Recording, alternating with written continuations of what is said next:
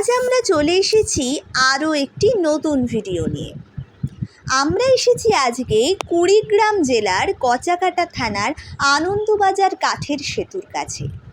এই সেতুটি কাঠের তৈরি করা হয়েছে। যখন এই সেতু ছিল না, কলা গাছে ভেলা দিয়ে এই নদী পার করতে হতো। নারী পুরুষ পার হতে খুবই কষ্ট হতো। ছাত্রছাত্রীরাও ঠিক মতো স্কুলে যেতে পারতো না। চরের বিভিন্ন ফসল বাজার নিতে পারতো না। এখানকার চারদিকে সবুজ সমারোহ। কিছু কিছু জমিতে পাট গাছ দেখতে পেলাম। চরের ভিতরে বিদ্যুৎ আছে। চরের মানুষের জীবনমান প্রচুর উন্নত হয়েছে।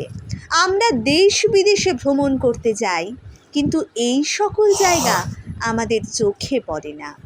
এই সকল চরের মানুষকে বিভিন্ন দুর্যোগ অর্থাৎ প্রাকৃতিক দুর্যোগ, বন্যা, ঝড়, বৃষ্টি, রোদ সমস্ত কিছু থেকে যুদ্ধ করতে হয়।